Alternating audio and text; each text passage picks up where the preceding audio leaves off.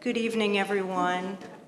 I'd like to welcome you to the Westport Library, either in person or virtually this evening. We're so excited that you all could join us here today. I'm so happy that I am welcoming Heather Frimmer back to this library because we had her for her first book too. So exciting.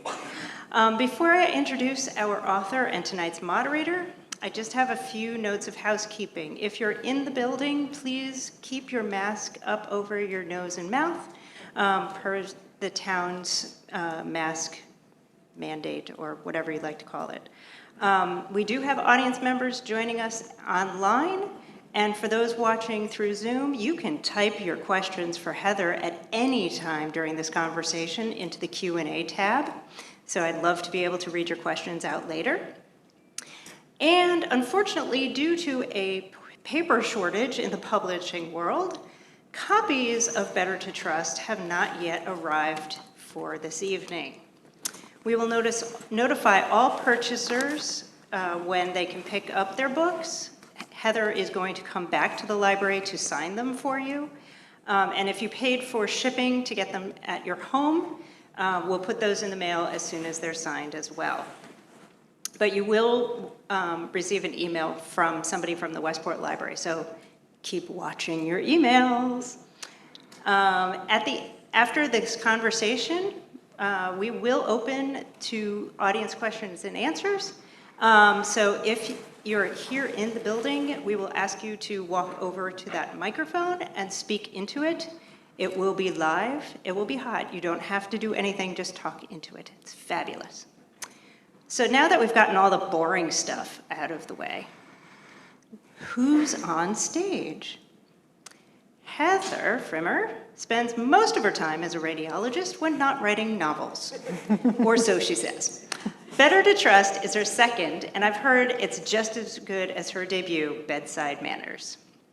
Suzanne Leopold is the force behind Susie Approved, an online platform for sharing book reviews, and SusieApprovedBookTours.com, which supports authors and their book launches like this one. So now that you've heard me talking enough, I'm getting off the stage. Bye.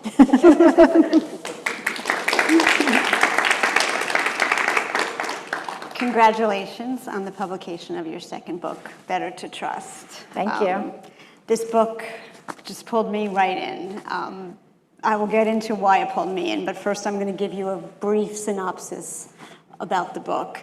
In Better to Trust, a neurosurgeon hiding an addiction to prescription pills makes a decision to operate on his sister-in-law's brain. This choice forces the family to grapple with a devastating question. When trust is violated, can it ever be recovered? It's quite a story, and I think to start off this discussion, I'm going to have Heather read a little bit from the book to get an understanding of how it rolls. So I'm going to read two sections tonight. The first section is the very beginning. So this is in June 2019, and we're with Allison. Allison leaned her body weight on the walker, using all her strength to slide the damn thing forward with her left hand. Grunting with the effort, she advanced her left leg and dragged the dead weight of her right leg behind her. Good job, Svetlana pointed down the long corridor. Soon we'll make it to the end. Allison found it odd that Svetlana used the word we all the time.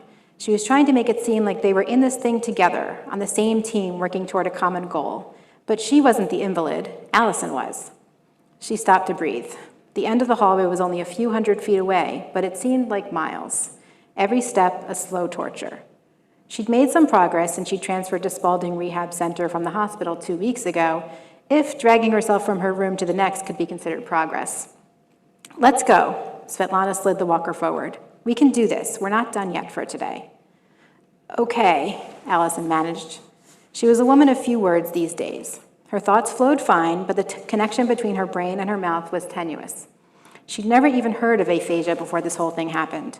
When she first heard the word, she'd pictured ambrosia, that sickeningly sweet fruit salad Great Aunt Frida used to bring to family functions. But the more she learned about aphasia, the more it became clear that the similarity ended with the sound of the words. Aphasia was not pink or fluffy or sweet. I'm really proud of you. We've been putting in the effort and it shows, Svetlana said, as if doing 2 hours of physical therapy a day had been Allison's choice. There was a time when doing a 2-hour workout at the gym was one of her greatest joys, when running a faster mile or setting a new personal bench press record gave her a sense of accomplishment, the natural high lingering long after she arrived home.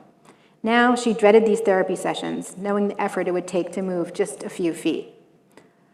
All right, Allison stammered. She would like to tell Svetlana that some days she'd rather give up before they'd even started, but this was the best she could do.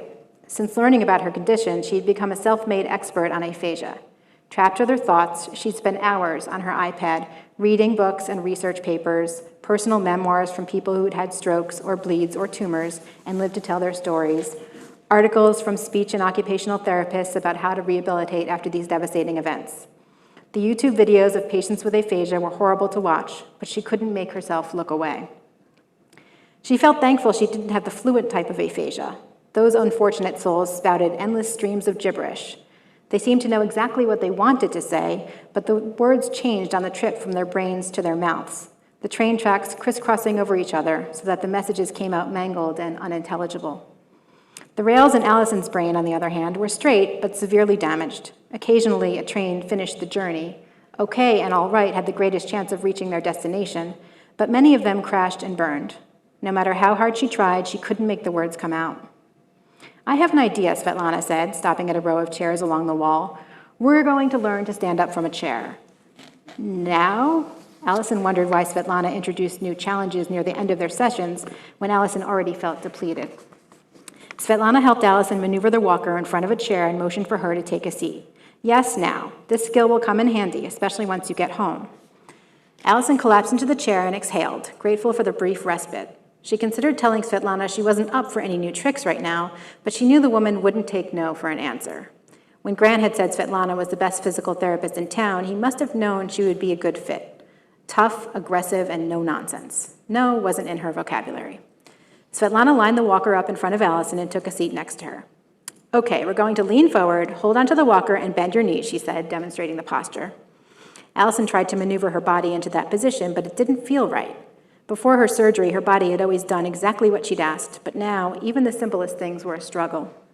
Lean more and bend deeper. Svetlana adjusted Allison's arms and legs with her hands. Now, we're going to put weight on the walker and press up through the bottom of our feet. Though Allison could picture what Svetlana described, making her body follow suit was another story. She leaned forward and pressed as hard as she could through her left arm and the bottom of her feet, trying to engage her quads. Her legs burned and fought against her. She gave one last push, and suddenly she was almost there. When she was nearly standing, Allison began teetering to the left. Instead of keeping her eyes up, as Svetlana had always instructed, she looked down at the floor, trying to regain her balance. Amazing job, Svetlana said, taking hold of Allison's left arm and guiding her back to the chair. Fell, Allison managed. You didn't fall. Svetlana held her hand out for a fist bump. You stood up. It's not going to be perfect the first time. We'll work more on this tomorrow. And so now I'm going to go back in time. This is further in the book, but it's actually in February in the timeline. So we're going from June to February. And now we're with Grant, who's the neurosurgeon and Allison's brother-in-law. And Allison and her husband, Michael, have decided to make an appointment in Grant's office for a consultation, unbeknownst to him. Grant stood in the hallway, taking a moment to lean against the wall and gather himself. He only had one new consult left to see before lunch, but he was having trouble ignoring the incessant pounding in his head, as if one of his surgical drills was twisting through his brain matter, trying to burrow its way out. As his head throbbed, he couldn't help thinking about the pending lawsuit. With his tumor sitting right next to the auditory nerve, hearing loss was a known complication of that surgery, but Grant couldn't stop ruminating about it. He wished the case were settled already. The rhythmic pounding had now spread to his temples. After he got through the next appointment, he tried to get a refill of his meds at the hospital pharmacy during the lunch break. A brief thought of quitting cold turkey crossed his mind, but he pushed it away. With everything going on with Allison, now was not a good time to make major changes. Dr. Kaplan, Wendy said, walking toward him, I need to speak with you for a minute. Her voice sounded strange, the words coming out in slow motion. Later, he said, waving her away. Whatever she wanted to talk about would have to wait. But doctor, he grabbed the chart from the slot outside the door. Hello, I'm Dr. Kaplan, he said as he entered the room. Grant, I've known you for over 20 years. Your name is the one thing I do know in this whole mess. Grant looked up from the chart to see Allison sitting on the exam table, Michael standing by her side. What the hell are you doing here? He put the chart down on the counter. She looked like the picture of health, her blonde hair framing her face and cheeks glowing. We thought we'd do this the right way, Michael said. Do what the right way? A consultation, Michael said, an official opinion. From me? I'm not sure that's a good idea. We went to Cleveland to see that Dr. Richmond, Michael said, not so rich in personality. And a godforsaken city to boot. We couldn't get out of here fast enough. It was a nightmare, Allison said. He's supposed to be this world-class expert, and he just came across as a jerk. I've never met him in person, Grant said, but I've seen him speak at conferences. He's very well respected. He gave us that treatment plan I sent you, but he also said we could just watch it. Allison's eyes started to well up. He said the risks of surgery are very high because of the size and location of the tumor. He didn't seem to be in favor of surgery. It's not exactly a tumor, Grant said. It's more like, what kind of expert says there's nothing they can do, Michael said. He also said I need to take it easy, Allison said. No caffeine, no exercise, no sex. It's bullshit, Michael said. There has to be something we can do other than sit here and wait for it to bleed. I can't do that, Allison said. I can't just sit and wait. The anxiety will drive me crazy. I'm not going to sugarcoat this, Grant said. This is not an easy case, but there are some possible treatments. Like what? Allison asked. Do you want me to go into the details? Yes, she said. I know this is awkward, but we need to hear what the options are other than sitting and waiting for doomsday. Grant couldn't believe he was having this conversation with his sister-in-law. He thought back to his medical school ethics course. Professor Farr saying if you couldn't be impartial, then let someone else treat the patient. He'd also said things like, the physician's personal feelings may unduly affect his medical judgment, and when family members are the patients, the physician may fail to perform the more intimate parts of the physical examination. What do you think, Michael asked. Grant's thoughts continued to swirl. When he'd first started practicing, he'd seen his neighbor, Hallie Vitek, who had a pituitary adenoma pressing on her optic chiasm. Though Grant knew he could perform a flawless surgery, Professor Farr's words echoed in his head while he evaluated her visual acuity and tracked her eye movements. On the off chance she had a complication, that would have caused a neighborhood scandal. It pained him to do it, but he decided to pass her off to Cal. Grant, we need your opinion, Allison said. Dr. Richmond may think we should do nothing, but he doesn't know me. You do. Well, I would recommend a combination of treatments similar to what he outlined, he said, pulling himself together. He had to at least pretend to be professional. Debulking surgery followed by stereotactic radiotherapy. What does that mean? Michael asked. Your AVM is too large to be treated with one modality, Grant said. We have to get a little bit creative. Do you think it will work? Allison asked. I'm not sure, but since watch and wait isn't something you're willing to live with, it's worth a shot. It's going to have to work, Michael said. There aren't any other options, plus being close to home would be better. Grant understood the subtext. Staying in Boston would allow Michael to sneak over to the office and continue preparing tax returns. I didn't mean the treatment, Allison said, looking at Grant. I meant you as my doctor. Grant wasn't sure how to answer. He shook his head once and watched Allison's face fall. I have to look into it. With you being family, there may be a conflict of interest. I understand the recommendations, but that doesn't apply here, right? Allison said, her forehead lined with worry. Better to trust someone I've known half my life than some random stranger. You're my best hope. I need you to do this for me. He wasn't one to shy away from a challenge, especially one this critical, and it was clear Allison and Michael wanted him to agree. He remembered receiving some sort of statement about treating family members in the envelope with his license renewal last month. He'd have to find that in the pile on his desk and look over it later.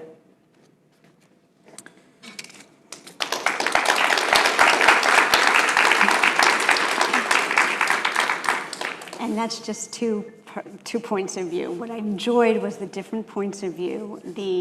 I was thinking about this today, the timely subject matter. I'm even going to read what I was writing, say the dynamics, the family dynamics involved, the sibling relationships, the love-hate that you can have for one each other on a dime, how it changes.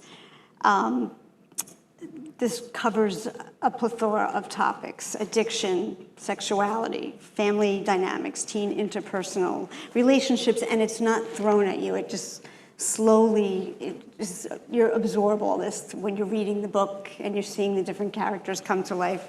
Did you set out to write all this in one book, or did it just, happen organically? How did that happen? So when I write a novel, I don't really set out to do anything per se, because I'm not able to write an outline. I'm just physically not able to outline. So I come up with an idea, and usually it's just one sort of spark, and in this case it was, what if a neurosurgeon operates on his sister-in-law's brain. And then I kind of sort of got to know the characters, and I created the characters, and as I wrote, I sort of got to know what their personalities were, and then their issues sort of just came to life. So there's how many characters? So there's the 3 points of view: Grant, the neurosurgeon; Allison, his sister-in-law, who is the patient; and then there's another point of view, which is Sadie, Grant's teenage daughter. But you also have the sister-in-law, you have the sister and the brother-in-law. Right. And then some other helpers and Right. friends. Minor characters, yeah. Right. So it all blends well, and the topics just come together. I could not put it down. It's all I wanted to do after I fed the kids and did the dishes. Was there, on the topic of characters, was there one character you loved writing more than the other? I really love writing the Sadie chapters, which is the teenage girl point of view. It just came the easiest to me. It just flowed the easiest. And at some point, there was a chance she was going to be cut out of the novel, and I couldn't let her be cut out. So I had to make sure that she had a place and there was a reason for her story to be there.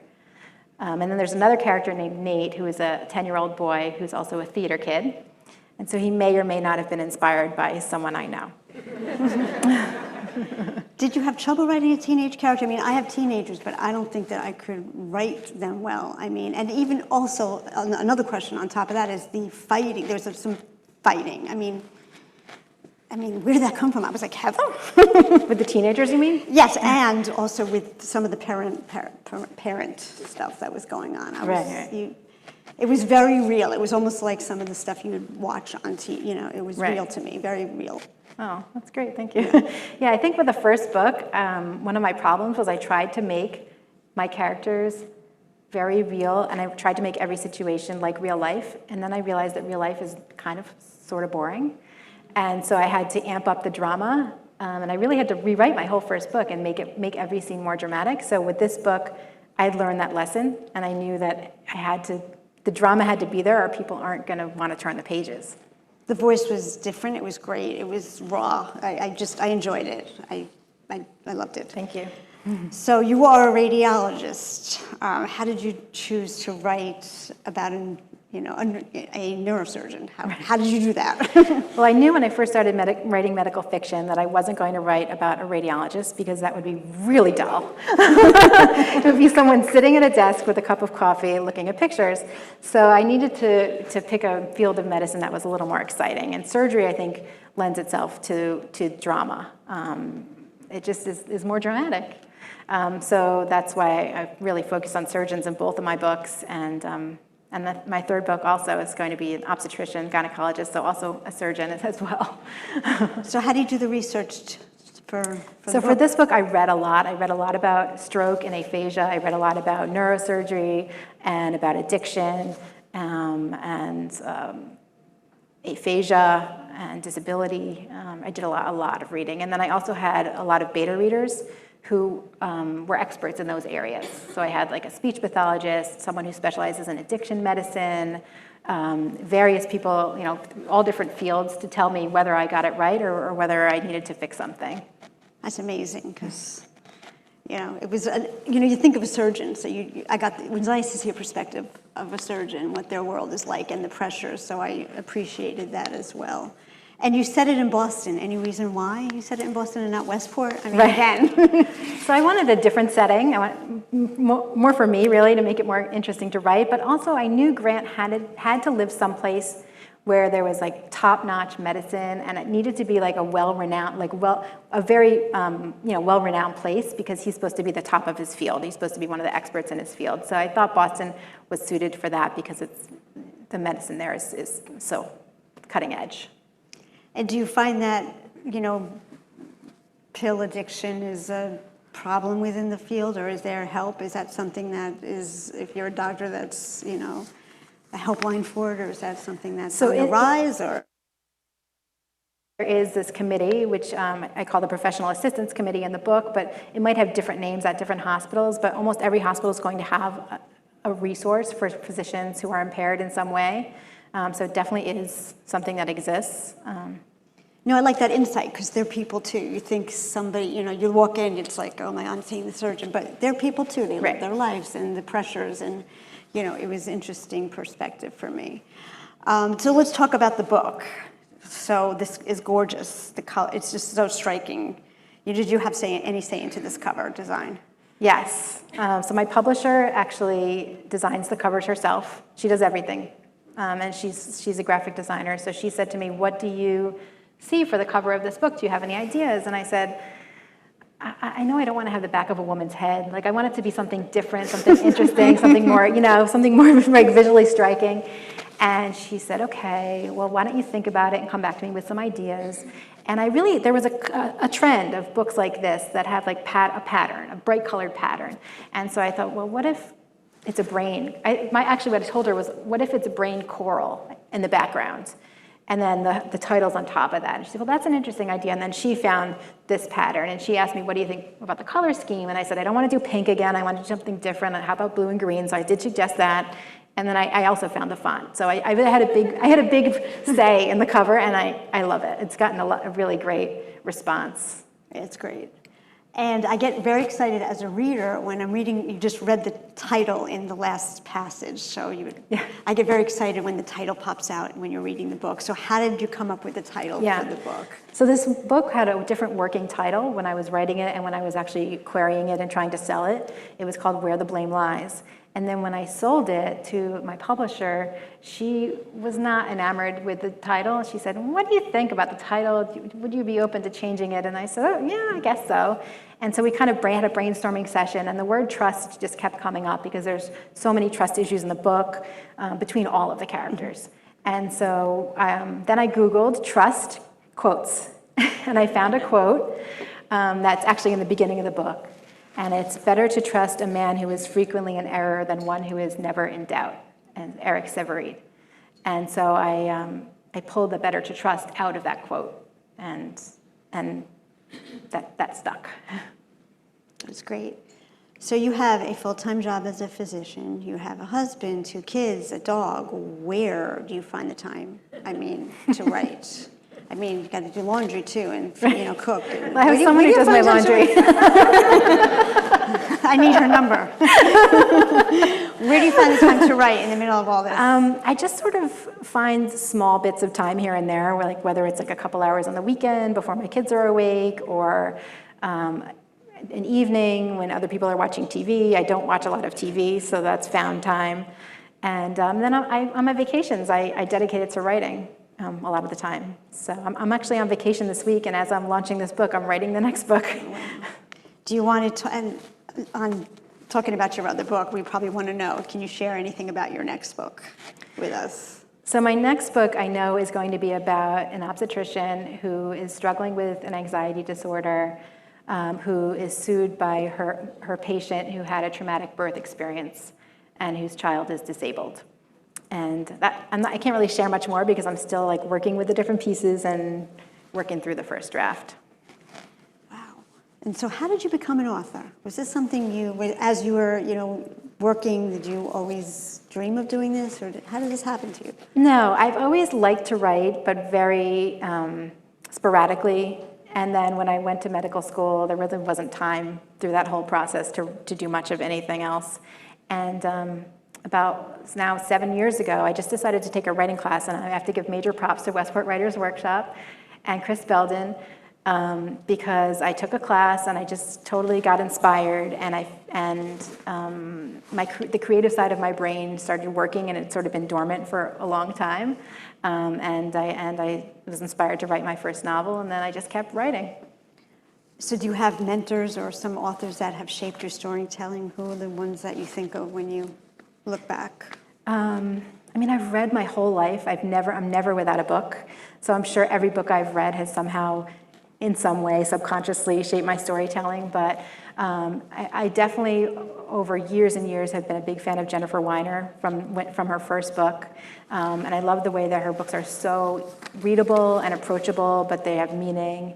And then more recently, some other doctor authors have been major mentors for me, like Kimmery Martin. Her first book came out about 6 months before my first book, and so I've kind of been following in her footsteps and getting advice from her.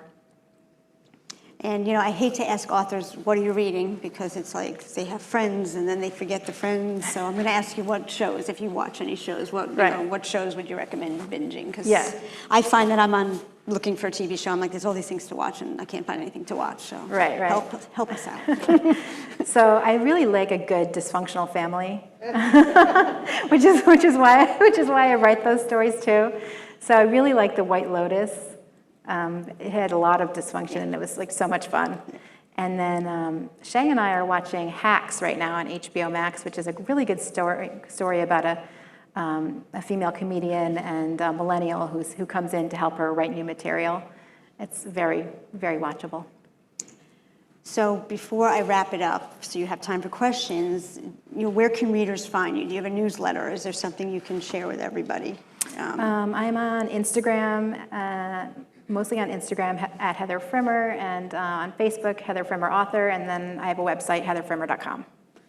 And so I urge you guys, this is a great book. You will fly through it. You will enjoy it. If you read it, please give a review. BookBub, Goodreads, Amazon, Bath and Wall in Westport. If you want to just jot that down. But make sure you review the book after you read it because that really helps support the author. Yes. And I'm going to open that up now to any questions that have come for the audience and through virtual, I guess. Great, thank you both so much. I now want to read it.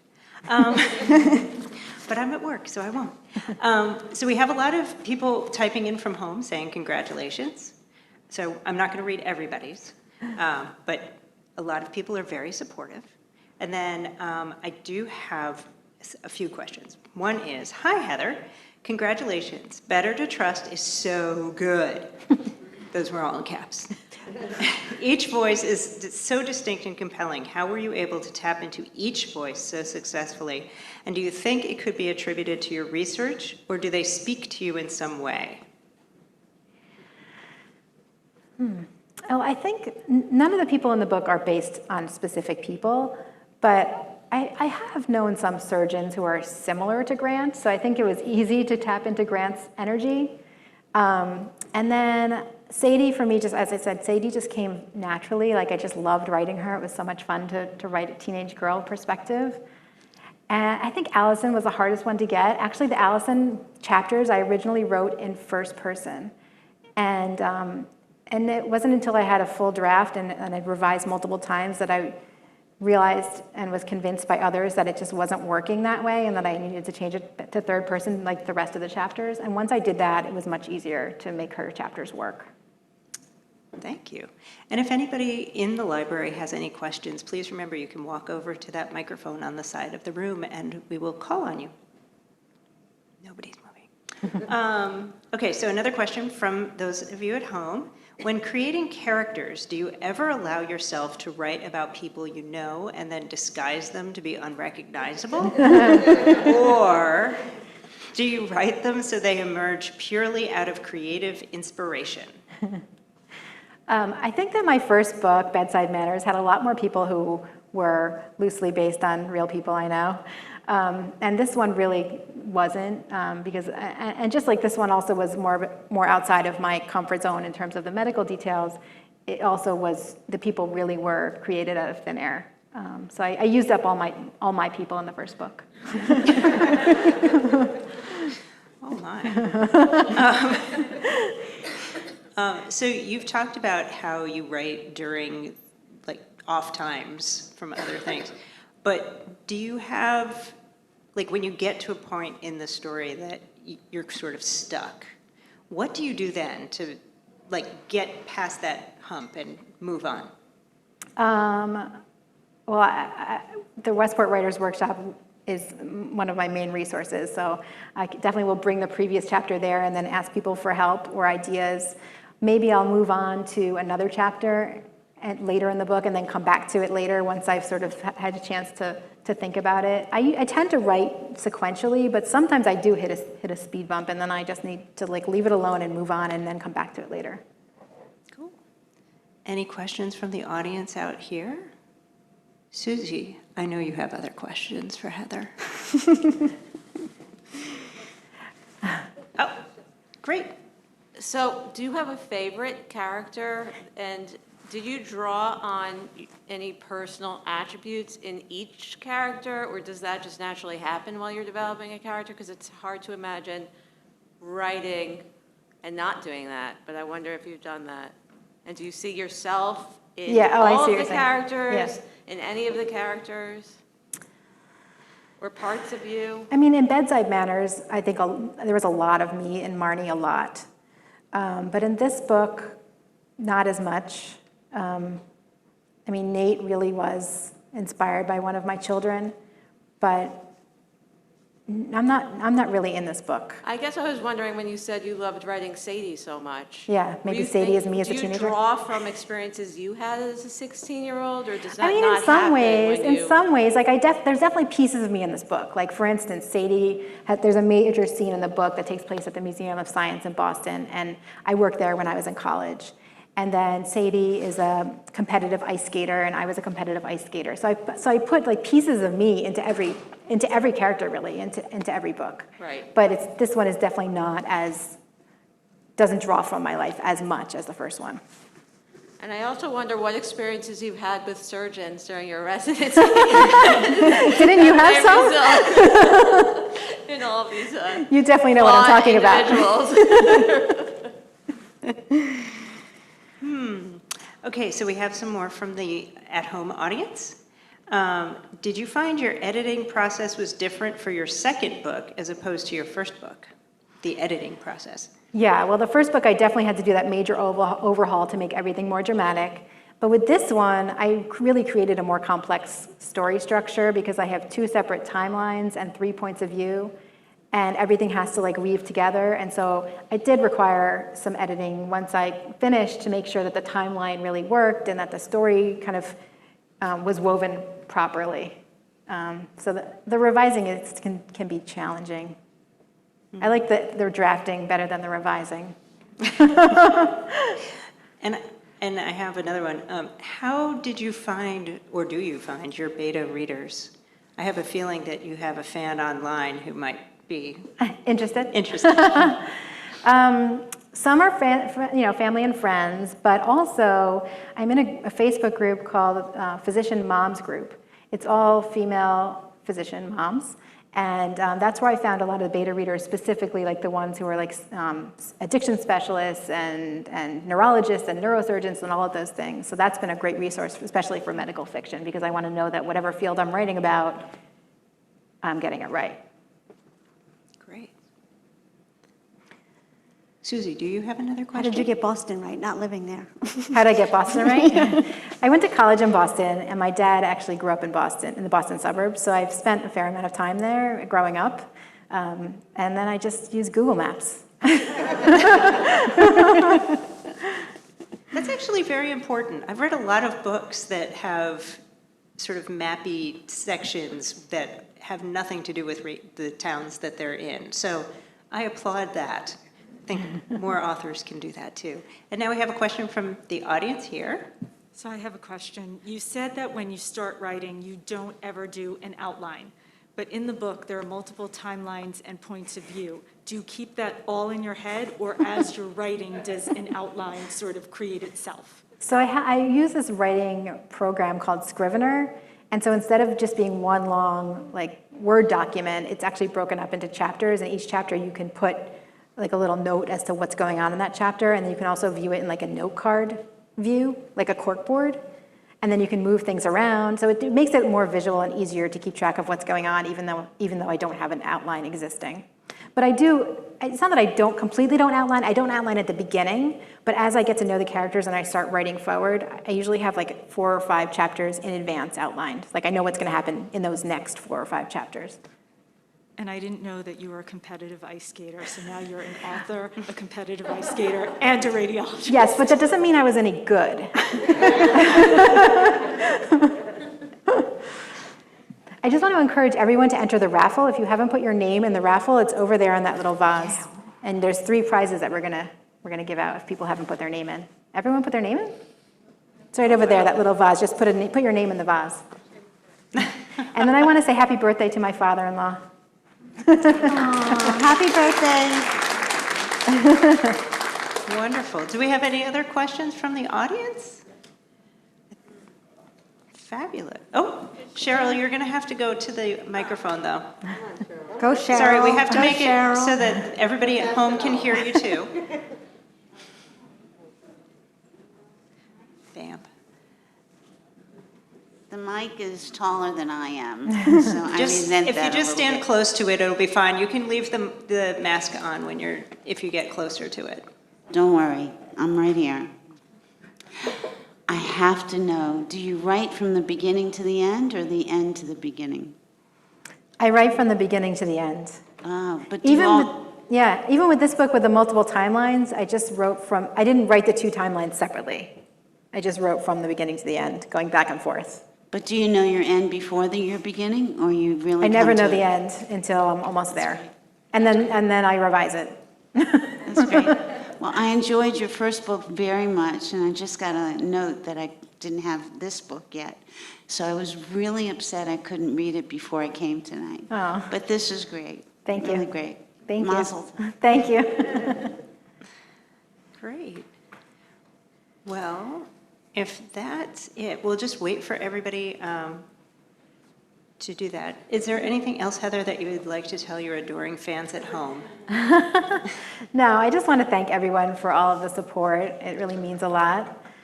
Starting a second career is challenging, and it's great to know that so many people are behind me, cheering me on.